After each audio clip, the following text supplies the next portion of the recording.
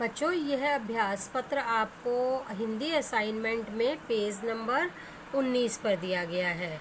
चित्र और शब्दों को देखकर वाक्य पूरे कीजिए। आपको यह चित्र दिया गया है और इस चित्र में आपको कुछ शब्द भी दिए गए हैं, यानी कि जिन चीज़ों के चित्र हैं उनके आपको नाम भी दिए गए हैं, जिससे इनकी सहायता से आपने वाक्य पूरे करने हैं।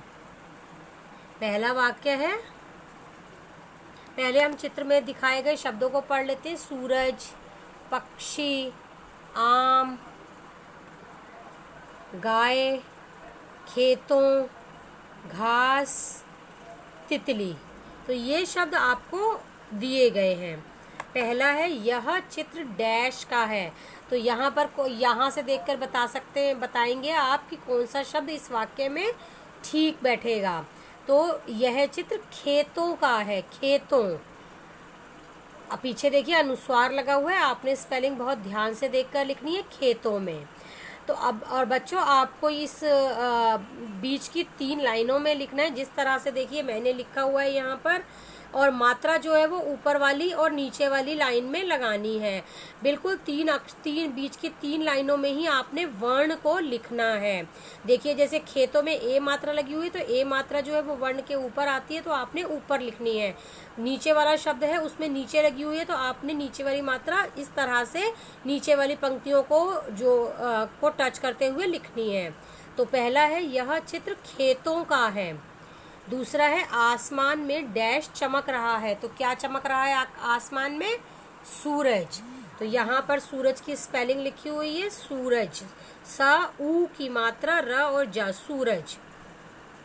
तीसरा वाक्य है, तीसरे वाक्य में आप थोड़ी सी करेक्शन कर लेंगे, ठीक है। जैसे घास खा और रही है लिखा हुआ है, तो ये थोड़ी प्रिंटिंग मिस्टेक है, यहाँ पे आपने इसको ठीक कर लेना। यहाँ पर घास खा को कट करना है आपने, ठीक है। सबसे पहले आपका डैश आएगा, उसके बाद आपने लिखना है घास खा रही है।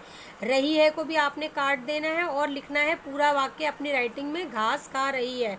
तो कौन घास खा रही है यहाँ पर देखकर बताना है, गाय।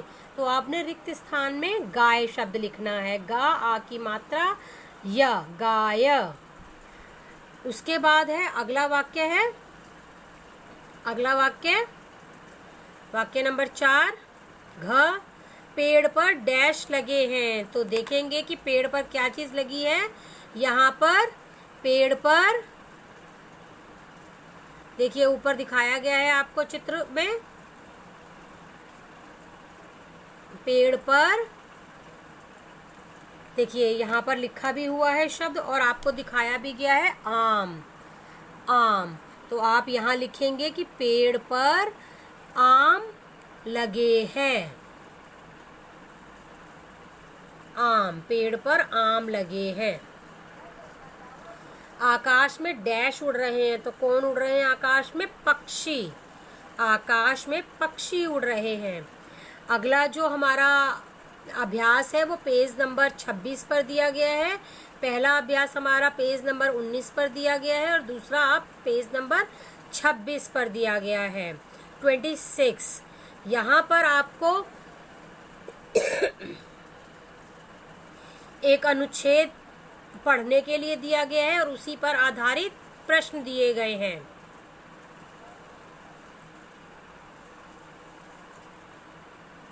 देखिए, अपठित गद्यांश, ठीक, अपठित गद्यांश। पंक्तियां पढ़कर दिए गए प्रश्नों के उत्तर लिखिए। तो हमें इसे 2 बार पढ़ना है। ऋचा और मधुर 2 बच्चे हैं, एक का लड़की का नाम है ऋचा, दूसरे लड़के का नाम है मधुर। ऋचा और मधुर के घर के पीछे एक बगीचा था, बगीचा यानी गार्डन। ऋचा और मधुर के घर के पीछे एक बगीचा था। उस बगीचे में आम, नीम और अमरूद के पेड़ थे। एक दिन ऋचा ने बगीचे की झाड़ी में घोंसला देखा। इन फलों के पेड़ थे और ऋचा ने बगीचे की झाड़ी में घोंसला देखा। उनमें 4 छोटे छोटे अंडे थे। उस घोंसले में भी उसने देखा कि 4 अंडे थे छोटे छोटे से। एक दिन उन्होंने देखा कि माँ बुलबुल अपनी चोंच में एक लंबा कीड़ा उठा कर लाई और उसके टुकड़े कर बच्चों के मुंह में डालने लगी। तो यानी कि पहले जब उन्होंने बगीचे में घोंसला देखा था तब उसमें 4 छोटे छोटे अंडे थे, और कुछ दिन बाद देखा तो उसमें से बच्चे निकल आए थे। और माँ बुलबुल बुलबुल का घोंसला था यानी कि वो, और जो माँ बुलबुल थी, मदर बुलबुल, वह अपनी चोंच में बच्चों के खाने के लिए एक लंबा सा कीड़ा लाई और उसके टुकड़े कर करके बच्चों को खिलाने लगी। तो आपने बच्चों इसको 2 बार पढ़ना है, जिससे कि अनुच्छेद या जो गद्यांश है आपको बहुत अच्छे से समझ में आए। ऋचा और मधुर के घर के पीछे एक बगीचा था। उस बगीचे में आम, नीम और अमरूद के पेड़ थे। एक दिन ऋचा ने बगीचे की झाड़ी में घोंसला देखा। उसमें 4 छोटे छोटे अंडे थे।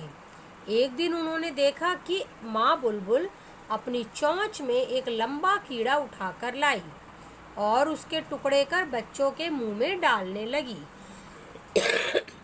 अब इस अनुच्छेद के बाद आपको कुछ वाक्य दिए गए हैं जो इनकम्प्लीट हैं, आपने उनको कंप्लीट करना है, उनको पूरा करना है उचित शब्द लगाकर। ऋचा और मधुर के घर के पीछे एक डैश था, तो प्रथम पंक्ति में ही इसका उत्तर है क्या था? बगीचा। हाँ, तो आपने यहाँ पर बगीचा ध्यान से देखकर लिखना है कि मधुर और ऋचा के घर के पीछे एक बगीचा था। दूसरा वाक्य है ऋचा ने बगीचे की झाड़ी में डैश देखा, तो यहाँ पर तीसरी पंक्ति में इसका आंसर है एक दिन ऋचा ने बगीचे की झाड़ी में घोंसला देखा। तो यहाँ पर घोंसला शब्द जो है वो मिसिंग है, तो घोंसला शब्द आपने यहाँ से देखकर यहाँ लिख देना है घोंसला। ऋचा ने बगीचे की झाड़ी में घोंसला देखा। तीसरा वाक्य है माँ बुलबुल अपनी चोंच में एक लंबा डैश उठाकर लाई। क्या चीज लाई थी लंबा उठाकर? कीड़ा। तो आपने यहाँ पर कीड़ा शब्द लिखकर वाक्य को पूरा करना है। कीड़ा। घोंसले में डैश अंडे थे। कितने थे?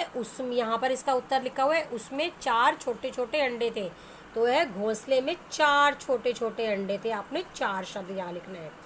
हमें पशु पक्षियों को परेशान करना चाहिए, ये एक प्रश्न है, हाँ या नहीं में आपको इसका उत्तर देना है। मूल्यपरक प्रश्न है कि इससे हमें शिक्षा भी मिलती है कि हमें पशु पक्षियों को परेशान नहीं करना चाहिए। तो नहीं शब्द पर आपने सही का निशान लगाना है।